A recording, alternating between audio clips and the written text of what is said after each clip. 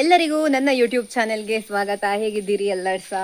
ನಾನು ಊರಿಗೆ ಬಂದಿದ್ದೇನೆ. ಊರಿಗೆ ಬಂದು ಬೆಳಿಗ್ಗೆ ಬಂದು ಮಲಗಿ ಮತ್ತೆ ಎದ್ದು ತಿಂಡಿ ಎಲ್ಲ ತಿಂದು ಈಗ ವ್ಲಾಗ್ ಸ್ಟಾರ್ಟ್ ಮಾಡ್ತಾ ಇರುವಂಥದ್ದು. ಹಾಗೆ ಇವತ್ತು ನಮಗೆ ಒಂದು ಕಡೆಗೆ ಹೋಗ್ಲಿಕ್ಕೆ ಉಂಟು. ಎಲ್ಲಿಗೆ ಅಂತ ನಾನು ನಿಮಗೆ ಮತ್ತೆ ಹೇಳ್ತೇನೆ. ಸಾಧ್ಯ ಆದರೆ ಸಾಯಂಕಾಲ ಹೋಗಬೇಕು ಅಂತ ಉಂಟು, ನೋಡುವ. ಇದು ಇವತ್ತು ಬೆಳಗ್ಗಿನ ಕ್ಲಿಪ್ಪಿಂಗ್ ಆಯಿತಾ. ಯಾವತ್ತು ಕೂಡ ಸುಮಾರು 5 ಗಂಟೆಗೆಲ್ಲ ನಾನು ವಿಟ್ಲಕ್ಕೆ ತಲುಪಿರ್ತೇನೆ. ಇವತ್ತು ಸ್ವಲ್ಪ ತಡವಾಗಿದೆ. ನಾನು ಹೊರಟ ಬಸ್ ಬೆಂಗಳೂರಿಂದ ಹೊರಡುವಾಗಲೇ 11:30 ಕಳೆದಿತ್ತು. ಹಾಗೆ ಸುಮಾರು 6 ಗಂಟೆ ಎಲ್ಲ ಕಳೆದಿದೆ ನಾನು ನಮ್ಮ ಊರು ತಲುಪುವಾಗ. ಅಪ್ಪ ಬೆಳಿಗ್ಗೆ ನನ್ನನ್ನು ಕರ್ಕೊಂಡು ಹೋಗ್ಲಿಕ್ಕೆ ಬಂದಿದ್ರು. ಬಸ್ ಇಳಿಯುವಾಗ ನನಗೋಸ್ಕರ ಕಾಯ್ತಾ ಇದ್ರು. ನಾನಿಲ್ವಾ, ಬೆಂಗಳೂರಿಂದ ಬರುವಾಗ ತುಂಬ ಆಸೆ ಇಟ್ಟುಕೊಂಡು ಬಂದದ್ದು. ಊರಲ್ಲಿ ಒಳ್ಳೆ ಮಳೆ ಅಂತೆ, ಚಂದ ಬೆಚ್ಚನೆ ಮಲಗಬೇಕು, ಮಳೆ ನೋಡಬೇಕು, ಹಾಗೆ ಹೀಗೆಲ್ಲ ಯೋಚನೆ ಮಾಡಿಕೊಂಡು ಬಂದರೆ ಇಲ್ಲಿ ಬೇಸಿಗೆಗಾಲದ ಹಾಗೆ ಬಿಸಿಲು ಉಂಟು. ಎಷ್ಟು ಬಿಸಿಲು ಅಂತ ಹೇಳಿದರೆ, ಈಗ ಸ್ವಲ್ಪ ಹೋಯಿತು ಹಾಗೆನಿಂದ ಬಿಸಿಲು. ನಾನು ಮಲಗಿದ್ದಾಗ ಸ್ವಲ್ಪ ಮಳೆ ಬಂತಂತೆ, ಅಮ್ಮ ಹೇಳಿದರು. ನಾನು ಕಳೆದ ಸಲ ಇದ್ದಾಗ ಇಲ್ಲಿ ಮಳೆ ಬಂದಿತ್ತು, ಮತ್ತೆ ಸ್ವಲ್ಪ ಕಡಿಮೆ ಆಗಿತ್ತು. ಹಾಗೆ ನಾನು ಮತ್ತೆ ಬೆಂಗಳೂರಿಗೆ ಹೋದ ನಂತರ ಅಕ್ಕ ಮೆಸೇಜ್ ಹಾಕಿದ್ಲು, ನೀನು ಬೆಂಗಳೂರಿಗೆ ಹೋದ ತಕ್ಷಣ ಇಲ್ಲಿ ಜೋರು ಮಳೆ ಊರಲ್ಲಿ ಅಂತ. ಮಲ್ಲಿ ಕೂಡ ಹೇಳಿದ್ಲು, ಅಕ್ಕ ತುಂಬ ಮಳೆ ಬರ್ತಾ ಉಂಟು, ಎಷ್ಟು ಜೋರು ಮಳೆ ಗೊತ್ತುಂಟು ಅಕ್ಕ ಅಂತ ಎಲ್ಲ ಮೆಸೇಜ್ ಹಾಕುವಾಗ ನನಗೆ ಮತ್ತೆ ಕೂಡ ಕುತೂಹಲ ಆಯಿತು, ಇನ್ನು ನಾನು ಹೋಗುವಾಗ ಒಳ್ಳೆ ಮಳೆ ಅಂತ. ಇಲ್ಲಿ ಬಂದು ನೋಡಿದರೆ ಮತ್ತೆ ಬಿಸಿಲು. ನೋಡುವ, ಇನ್ನೊಂದು ವಾರ ಇದೇನಲ್ವಾ, ಮಳೆ ಬರ್ತದೆ ಆಗ ನಾನು ನಿಮಗೆ ವಿಡಿಯೋ ಮಾಡಿ ತೋರಿಸ್ತೇನೆ, ಆಯಿತಾ? ನಾನು ಹೊರಟೆ. ನಾನು ಎಲ್ಲಿಗೆ ಹೋಗ್ತಾ ಇರೋದು ಗೊತ್ತುಂಟ? ಇವತ್ತು ನಮ್ಮ ವಿಟ್ಲದಲ್ಲಿಯೇ ಹಲಸು ಮೇಳ ನಡೀತಾ ಉಂಟಾಯ್ತಾ. ಇದು ಮೊದಲ ಬಾರಿಗೆ ನಮ್ಮ ವಿಟ್ಲದಲ್ಲಿ ಆಯೋಜಿಸ್ತಾ ಇರುವಂಥದ್ದು. ಇಷ್ಟರವರೆಗೆ ವಿಟ್ಲದಲ್ಲಿ ಇರಲಿಲ್ಲ, ಪುತ್ತೂರಲ್ಲಿ ಆಗ್ತಾ ಇತ್ತು, ಅಥವಾ ಮಂಗಳೂರಲ್ಲಿ ಆಗಿರಬಹುದು, ಉಪ್ಪಿನಂಗಡಿ ಈ ಭಾಗದಲ್ಲೆಲ್ಲ ಆಗ್ತಾ ಇತ್ತು.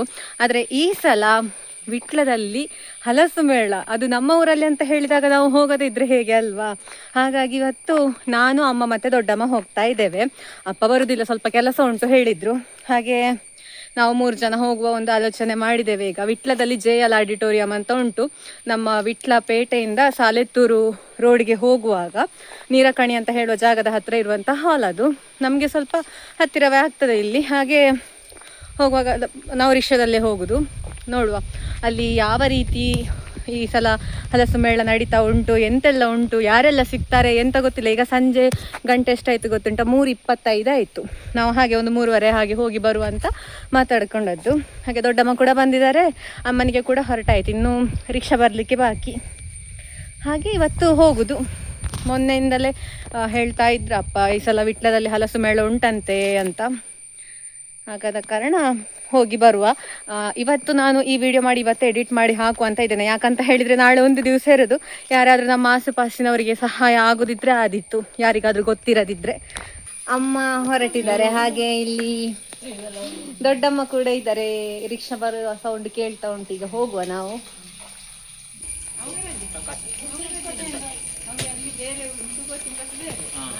ಹಾಗೆ ನಾವು ಹಲಸು ಮೇಳ ನಡೀತಾ ಇರುವಂತಹ ಜಾಗಕ್ಕೆ ತಲುಪಿದೆವು. ಇದು ನಮ್ಮ ವಿಟ್ಲದ JL ಆಡಿಟೋರಿಯಂ ಅಂತ ಹೇಳುವ ಜಾಗದಲ್ಲಿ ನಡೀತಾ ಇರುವಂಥದ್ದು. ಇವತ್ತು ಮತ್ತು ನಾಳೆ ಇನ್ನಿರುವಂಥದ್ದು. ಇವತ್ತು 9 ಗಂಟೆ ತನಕ ಉಂಟಂತೆ. ಹಾಗೆ ಇನ್ನು ನಾಳೆ ಒಂದು ದಿವಸ ಉಂಟು. ನಾಳೆ ಇನ್ನೂ ಕೂಡ ರಶ್ ಇರ್ಬೋದಂತ ಭಾವಿಸ್ತೇನೆ. ಶುಕ್ರವಾರ, ಶನಿವಾರ, ಆದಿತ್ಯವಾರ. ಜುಲೈ 10, 11 ಹಾಗೂ 12ನೇ ತಾರೀಕಿನವತ್ತು ನಮ್ಮ ವಿಟ್ಲದಲ್ಲಿ ಈ ಹಲಸು ಮೇಳ ನಡೀತಾ ಇರುವಂಥದ್ದು. ಯಾರಾದರೂ ನನ್ನ ವಿಡಿಯೋ ನೋಡ್ತಾ ಇದ್ದರೆ ಹೋಗ್ಲಿಕ್ಕೊಂದು ಅವಕಾಶ ಉಂಟು. ಹಾಗೆ ನಾವು ಹೋಗ್ತಾ ಇದ್ದ ಹಾಗೆ ಬಗೆ ಬಗೆಯ ಹೂ ಗಿಡಗಳು ಇತ್ತಾಯ್ತಾ, ಥರದ ಹೂ ಗಿಡಗಳು, ಗುಲಾಬಿ ಹೂ ಆಗಿರಬಹುದು, ಸೇವಂತಿಗೆ ಆಗಿರಬಹುದು, 10 ಹಲವು ಹೂ ಗಿಡಗಳಿತ್ತು. ನೋಡಲಿಕ್ಕೆ ಎಷ್ಟು ಚಂದ ಅಂತ ಹೇಳಿದರೆ, ಆದರೆ ಒಂದು ಎಂತಂತ ಹೇಳಿದರೆ ನಾವು ತಂದು ಸುಮ್ಮನೆ ಅದು ನೆಟ್ಟು ಅಲ್ಲಿ ಕಾಣುವಷ್ಟು ಚಂದ ನಮ್ಮ ಮನೆಯಲ್ಲಿ ಆಗುವುದಿಲ್ಲ. ಹಾಗೆ ನಾವೆಂತ ತೆಕ್ಕೊಳ್ಳಿಕ್ಕೆ ಹೋಗಲಿಲ್ಲ ಆಯಿತಾ. ಹಾಗೆ ನೋಡಲಿಕ್ಕೆ ಮಾತ್ರ ತುಂಬ ಚಂದ ಇತ್ತು. ಅಮ್ಮ ಮತ್ತು ದೊಡ್ಡಮ್ಮ ಎಲ್ಲ ತುಂಬ ಹೊತ್ತು ನೋಡ್ತಾ ಇದ್ದರು. ನಾವು ಪುತ್ತೂರಿಗೆ ಹೋಗಿದ್ದಾಗ ಬಗೆ ಬಗೆಯ ಹಣ್ಣುಗಳಿತ್ತು. ರಂಬುಟಾನ್, ಪುಲಾಸನ್, ಡ್ರ್ಯಾಗನ್ ಫ್ರೂಟ್, ಹೀಗೆ ನಾನಾ ರೀತಿಯ ಹಣ್ಣುಗಳಿತ್ತು. ಆದರೆ ಇಲ್ಲಿ ಹಲಸಿನ ಹಣ್ಣು ಮತ್ತು ಮಾವಿನ ಹಣ್ಣು ಮಾತ್ರ ಇದ್ದದ್ದು ಹಣ್ಣುಗಳ ಪೈಕಿ. ಅದು ಕೂಡ ಒಂದೊಂದೇ ಸ್ಟಾಲ್ ಇರುವಂಥದ್ದು. ಶಾಲೆಗೆ ಹೋಗಿರುವಂತಹ ಮಕ್ಕಳಾಗಿರಬಹುದು, ಪೇರೆಂಟ್ಸ್ ಆಗಿರಬಹುದು, ಹಾಗೆ ಈ ಮೇಳಕ್ಕೋಸ್ಕರ ಅಂತಲೇ ಬಂದವರಾಗಿರಬಹುದು. ಹಾಗೆ ತುಂಬ ಜನ ಇದ್ದರು, ತುಂಬ ರಶ್ ಇತ್ತು ನಾವು ಹೋಗುವಾಗಲೇ. ಹಾಗೆ ನಾನು ಹೇಳಿದ ಹಾಗೆ ಇಲ್ಲಿ ಮಾವಿನ ಹಣ್ಣಿರುವಂಥದ್ದು ಕೂಡ 2 ಬಗೆಯದ್ದು, ನೀಲಂ ಮತ್ತು ತೋತಾಪುರಿ ಮಾತ್ರ ಇದ್ದದ್ದು. ಆಂಧ್ರದಿಂದ ಅವರು ತರಿಸಿಕೊಳ್ಳುವ ಮಾವಿನ ಹಣ್ಣುಗಳಂತೆ ಇದು. ಮತ್ತು ಈ ಮಡಿಕೆಗಳು, ಹಾಗೆ ಹಣ್ಣಿನ ಗಿಡಗಳು ಕೂಡ ಕೆಲವು ಇತ್ತು. ಹಾಗೆ ಇದೆಂಥದ್ದು ಆರೋಗ್ಯಕ್ಕೆ ಸಂಬಂಧಿಸಿದ್ದು ಅಂತ ಹೇಳಿದರು, ಚೆಕಪ್ ಎಲ್ಲ ಮಾಡಿಸಿ ಅಂತ. ನಾವೆಂತ ಮಾಡಿಸಲಿಕ್ಕೆ ಹೋಗಲಿಲ್ಲ. ಇಲ್ಲಿ ಲಾಂಗನ್ ಆಗಿರಬಹುದು, ದಾರೆ ಹುಳಿ ಆಗಿರಬಹುದು, ಅದಾದ ನಂತರ ಅಬಿಯು ಫ್ರೂಟ್, ರಂಬುಟಾನ್, ಸೀತಾಫಲ, ಮಾವಿನ ಹಣ್ಣು, ಬನಾನಾ ಚಿಕ್ಕು, ಹೀಗೆ ತುಂಬ ಹಣ್ಣುಗಳ ಗಿಡ ಎಲ್ಲ ಇತ್ತು. ಹಾಗೆ ಇಲ್ಲಿ ಒಂದು ವಿಶೇಷ ಫೋಟೋ ಬೂತ್ ಇತ್ತು. ಇಲ್ಲಿ ಫೋಟೋ ತೆಗೆದು ವಾಟ್ಸಪ್ ಸ್ಟೇಟಸ್ ಹಾಕಿ ಆ ಸ್ಟೇಟಸನ್ನು ಯಾರು ಜಾಸ್ತಿ ಜನ ನೋಡಿದ್ದಾರೆ ಆ ಸ್ಟೇಟಸ್ಗೆ ಬಹುಮಾನ ಸಿಗ್ತದೆ ಅಂತ ಹೇಳಿ ನಾನು ಯಾವುದೋ ಒಂದು ರೀಲಲ್ಲಿ ನೋಡಿದ್ದೆ. ಹಾಗೆ ಅದು ಕೂಡ ಇತ್ತು. ಮತ್ತು ಹೊರಗೆ ಐಸ್ ಕ್ರೀಮ್ಸ್ ಎಲ್ಲ ಇತ್ತು. ಹಾಗೆ ಹಾಲ್ನ ಒಳಗೆ ಎಂಟ್ರ್ ಆಗ್ತಾ ಇದ್ದಂತೆ ಗೋಲ್ಡ್ ಸ್ಕೀಮ್ ಇದ್ದು ಎಂಥದೋ ಒಂದು ಸಣ್ಣ ಸ್ಟಾಲ್ ಇತ್ತು. ಮತ್ತು ಇಲ್ಲಿ ತುಂಬ ತರಕಾರಿ ಹೂ ಗಿಡಗಳ ಬೀಜಗಳೆಲ್ಲ ಇತ್ತು. ಒಂದಷ್ಟು ಗಿಡಗಳು ಕೂಡ ಇತ್ತು. ನಾವು ಪುತ್ತೂರು ಹಲಸು ಮೇಳಕ್ಕೆ ಹೋಗಿದ್ದಾಗ ಕೂಡ ಅಲ್ಲಿ ತರಕಾರಿ ಬೀಜಗಳೆಲ್ಲ ಇತ್ತಲ್ಲ, ಇದು ಕೂಡ ಅದೇ ರೀತಿಯದ್ದು. ಅಡುಗೆ ಕೋಣೆಗೆ ಬೇಕಾಗಿರುವಂತಹ ಪಾತ್ರೆಗಳಾಗಿರಬಹುದು, ಚಾಕು ಚೂರಿ ಎಲ್ಲ ಸುಮಾರಿತ್ತು. ನನಗೆ ಹಲಸು ಮೇಳ ಅಂತ ಹೇಳೋದಕ್ಕಿಂತಲೂ ಇದು ನಮ್ಮೂರಿನ ಜಾತ್ರೆಯ ಸಂತೆ ಎಲ್ಲ ಇರ್ತದೆ, ಅಲ್ಲಿಗೆ ಬಂದ ಹಾಗೆ ಆಯಿತು. ಯಾಕಂತ ಹೇಳಿದರೆ ಹಲಸು ಮೇಳದಲ್ಲಿ ಆಕರ್ಷಕವಾಗಿರುವಂತಹ ಹಲಸಿನ ಹಣ್ಣುಗಳ ತಳಿಗಳಾಗಿರಬಹುದು, ವಿವಿಧ ಹಣ್ಣುಗಳಾಗಿರಬಹುದು, ಅಥವಾ ಹಲಸಿನ ಹಣ್ಣಿಗೆ ಸಂಬಂಧಿಸಿದಂತಹ ನಾನಾ ರೀತಿಯ ಖಾದ್ಯಗಳಾಗಿರಬಹುದು, ಇದು ಯಾವುದು ಕೂಡ ನನಗೆ ಕಾಣಲಿಕ್ಕೆ ಸಿಗಲಿಲ್ಲ. ಹಲಸಿನ ಹಣ್ಣಿದ್ದು ಒಂದೇ ಒಂದು ಸ್ಟಾಲ್ ಇತ್ತು. ಮತ್ತು ಹಲಸಿನ ಹಣ್ಣಿನ ಜಿಲೇಬಿ ಮತ್ತು ಹೋಳಿಗೆ ಇತ್ತು. ಅದು ಬಿಟ್ಟರೆ ಬೇರೆ ಎಂತ ಕೂಡ ಇರಲಿಲ್ಲ. ಮತ್ತೆಲ್ಲ ಕೂಡ ಬಗೆ ಬಗೆಯ ಸ್ನ್ಯಾಕ್ಸ್ ಆಗಿರಬಹುದು, ಫ್ಯಾನ್ಸಿ ಐಟಮ್ಸ್ ಆಗಿರಬಹುದು, ಬಟ್ಟೆಗಳಾಗಿರಬಹುದು, ಹಾಗೆ ಡಿಟರ್ಜೆಂಟ್ಸ್ ಆಗಿರಬಹುದು, ಫ್ಯಾನ್ಸಿ ಐಟಮ್ಸ್ ಎಲ್ಲ ತುಂಬ ಇತ್ತು. ಹಾಗೆ ಕೃಷಿಗೆ ಸಂಬಂಧಪಟ್ಟಂತಹ ಒಂದಷ್ಟು ಸಾಮಗ್ರಿಗಳು ಕೂಡ ಇತ್ತು ಅಂತ ಹೇಳ್ಬೋದು. ಮತ್ತು ಒಂದು ಹೊತ್ತು ಹೋಗಿ ನೋಡಲಿಕ್ಕೆಲ್ಲ ಚೆಂದ ಇತ್ತು. ಹಾಗೆ ನನಗೆ ಪರಿಚಯದವರು ನನ್ನ ಟೀಚರ್ಸ್ ಸಿಕ್ಕಿದ್ರು ಆಯಿತಾ. ಒಂದಿಬ್ಬರು ಟೀಚರ್ಸ್ ಸಿಕ್ಕಿದ್ರು, ನನ್ನ ಪ್ರೈಮರಿ ಹಾಗೆ ಹೈಸ್ಕೂಲಿದ್ದು. ಹಾಗೆ ಅವರು ಕೂಡ ನನ್ನನ್ನು ನೋಡಿದ ಕೂಡಲೇ ನನ್ನ ವೀಡಿಯೋದ ಬಗ್ಗೆ ಸಾಕಷ್ಟು ಪ್ರಶಂಸೆ ವ್ಯಕ್ತಪಡಿಸಿದ್ರು ಆಯಿತಾ. ಅವರಿಗೆ ತುಂಬ ಖುಷಿ ಆಯ್ತಂತೆ ನನ್ನ ವೀಡಿಯೋಸ್ ಎಲ್ಲ ನೋಡಿ. ನನಗೆ ಕೂಡ ಅಷ್ಟೇ, ಇಬ್ಬರು ಟೀಚರ್ಸ್ ಕೂಡ ನನ್ನ ಹತ್ರ ಸಿಕ್ಕಿ ವೀಡಿಯೋದ ವಿಚಾರವನ್ನೇ ಮಾತನಾಡಿದರು. ಹಾಗೆ ಒಂಥರ ಖುಷಿ ಆಯಿತು ನನಗೆ.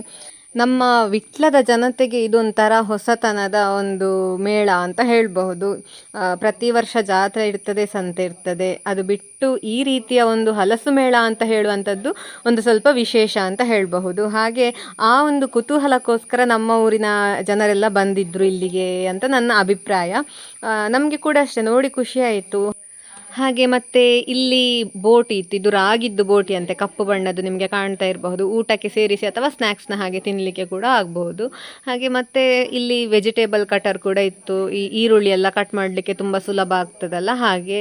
ಪುತ್ತೂರು ಹಾಗೆ ವಿಟ್ಲದ ಹಲಸು ಮೇಳವನ್ನು ಹೋಲಿಕೆ ಮಾಡಿದರೆ ನನಗೆ ವಿಟ್ಲದಲ್ಲಿ ಸಾಕಷ್ಟು ಬಗೆಯ ಸ್ಟಾಲ್ಗಳಿತ್ತು, ವಿಧ ವಿಧವಾದ ಸ್ಟಾಲ್ಗಳಿತ್ತು ಅಂತ ಅನ್ನಿಸಿತು. ಅಲ್ಲಿಂದ ಸ್ವಲ್ಪ ಆಪ್ಷನ್ಸ್ ಜಾಸ್ತಿ ಇತ್ತು ಅಂತ ಹೇಳೋದು ನನ್ನ ವೈಯಕ್ತಿಕ ಅಭಿಪ್ರಾಯ. ಹಾಗೆ ಇಲ್ಲಿ ಹ್ಯಾಂಡ್ಲೂಮ್ ಸಾರೀಸ್ ಎಲ್ಲ ತುಂಬ ಇತ್ತು. 1,500 ಸಾರಿ ಮತ್ತು 700, 800 ಹೀಗೆಲ್ಲ ಹೇಳ್ತಾ ಇದ್ದರು. ಮತ್ತು ಸ್ನ್ಯಾಕ್ಸ್ ಇತ್ತು ತುಂಬ. ಹಪ್ಪಳ ಆಗಿರಬಹುದು, ಸೆಂಡಗೆ ಆಗಿರಬಹುದು, ಉಪ್ಪಿನಕಾಯಿಗಳಾಗಿರಬಹುದು. ನೋಡಿ, 2 ಕೈನ 4 ಸಾರಿ ರಬ್ ಮಾಡಿ ಡೀಪಾಗಿ ಒಂದು 4 ಸಾರಿ ಸ್ಮೆಲ್ ತೊಗೊಳ್ಳಿ, ನಿಧಾನಕ್ಕೆ ತೊಗೊಳ್ಳಿ. ಒಮ್ಮೆ ಎಳೆದ್ರೆ 10 ಸೆಕೆಂಡ್ ಮೇಡಮ್. 4-5 ಸಾರಿ ಸ್ಮೆಲ್ ತೊಗೊಳ್ಳಿ. ತಲೆನೋವಿದ್ರೆ ಹಣೆಗೆ ಉಬ್ಬಿಗೆ ಹಚ್ಕೊಬಿಡಿ, 5 ಮಿನಿಟಲ್ಲೇ ತಲೆನೋವು ಹೋಗುತ್ತೆ. ತಲೆನೋವಿಲ್ಲ ಅಂದರೆ ಮತ್ತೆ ರಬ್ ಮಾಡಿ ಸ್ಮೆಲ್ ತೊಗೊಳ್ಳಿ. ಶ್ವಾಸಕೋಶದ ಕಫ ಎಲ್ಲ ನೀರಾಗುತ್ತೆ. ಶೀತ, ಮೂಗು ಕಟ್ಟೋದು, ಕಣ್ಣು ಕೆಂಪಾಗೋದು, ಸೈನಸ್ ಪ್ರಾಬ್ಲಮ್, ಶ್ವಾಸಕೋಶ ಸಂಬಂಧಿ ಅಲರ್ಜಿ ಹೋಗುತ್ತೆ, ಲಂಗ್ಸ್ ಕ್ಲೀನ್ ಆಗುತ್ತೆ. ಸ್ಮೆಲ್ ತೊಗೊಳ್ಳೋದೇ ಸ್ಪೆಷಾಲಿಟಿ ಬರುತ್ತೆ. ನಾವು ಧಾರವಾಡ ಜಿಲ್ಲಾ ರೈತರೇ. ಗೋಮೂತ್ರದಲ್ಲಿ ಕೆಲವೊಂದಿಷ್ಟು ಉತ್ಪನ್ನ ಮಾಡಿ ಅಲ್ಲೆಲ್ಲಿ ಪ್ರದರ್ಶನ ಮತ್ತು ಜಾಗೃತಿ ಮಾಡೋದು ಒಳ್ಳೆ ರಿಸಲ್ಟ್ ಆಗ್ಯಾವ. ಧಾರವಾಡ ಜಿಲ್ಲೆ ಕುಂದಗೋಳ ತಾಲೂಕಿನ ಮುಳ್ಳೊಳ್ಳಿ ಗ್ರಾಮದ ರೈತರು. ಇದು ನೋಡಿ ಮೇಡಮ್, ಗೋಮೂತ್ರದಲ್ಲಿ ಸೇಂಟ್ ಮಾಡಿದ ಈ ದೇಶದ ಪ್ರಥಮ ಭಾರತೀಯ ರೈತರು. ಇದಕ್ಕೆ ಔಷಧೀಯ ಗುಣಧರ್ಮ ಇದೆ. ಮೈನರ್ ಚರ್ಮದ ಅಲರ್ಜಿ, ತುರಿಕೆ ಇಂಥದ್ದೆಲ್ಲ ಬರಲ್ಲ. ಆಲ್ಕೋಹಾಲ್ ಫ್ರೀ, ಕೆಮಿಕಲ್ ಫ್ರೀ, ಅದೆಲ್ಲ ನ್ಯಾಚುರಲ್ ಐಟಮು, ಬೇಸ್ ಗೋಮೂತ್ರ.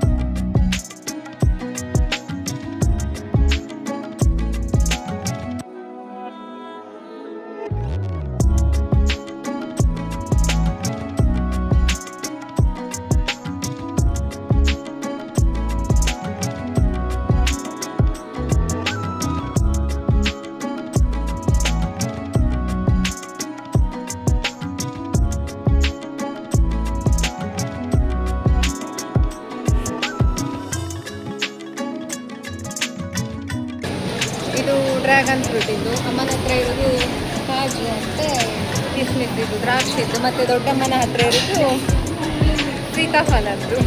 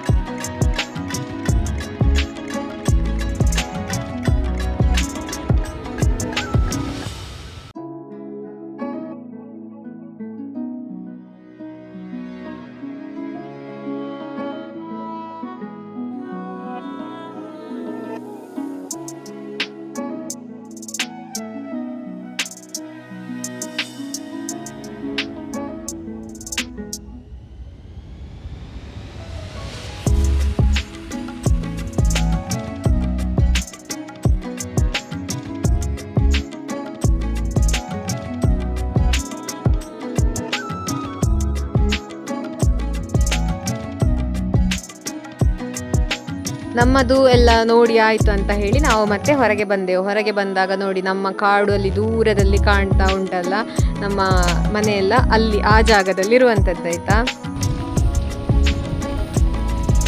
ನಾವಿನ್ನು ಹೊರಡುದು, ನಮ್ಮದು ಶಾಪಿಂಗ್ ಎಲ್ಲ ಆಯಿತು. ತುಂಬ ಜನ ಇದ್ರು, ಹಾಗೆ ನಿಮಗೆ ಇಲ್ಲಿ ವಾಹನಗಳನ್ನು ನೋಡಿದಾಗ ಒಂದು ಅಂದಾಜು ಸಿಗ್ಬೋದು. ಪಾರ್ಕಿಂಗ್ ಅಲ್ಲೆಲ್ಲ ತುಂಬ ವಾಹನಗಳು ಪಾರ್ಕ್ ಮಾಡಿದ್ರು. ನೋಡಿ, ನನಗೆ ನನ್ನ ದೊಡ್ಡ ಮಾವ ಸಿಕ್ಕಿದ್ರು, ಪವಿತ್ರತೆಗೆ ಇದ್ದಾರಲ್ಲ ಅವರ ತಂದೆ. ಇದಿಷ್ಟು ಇವತ್ತಿನ ವಿಡಿಯೋ ಆಗಿತ್ತು. ಇವತ್ತಿನ ವಿಡಿಯೋ ಇಷ್ಟ ಆಗಿದ್ರೆ ನನ್ನ ಚಾನೆಲ್ನ ಸಬ್ಸ್ಕ್ರೈಬ್ ಮಾಡಿಕೊಳ್ಳಿ ಅಂತ ಹೇಳ್ತಾ ಮುಂದಿನ ವಿಡಿಯೋದಲ್ಲಿ ಸಿಗ್ತೇನೆ. ಬಾಯ್ ಬಾಯ್.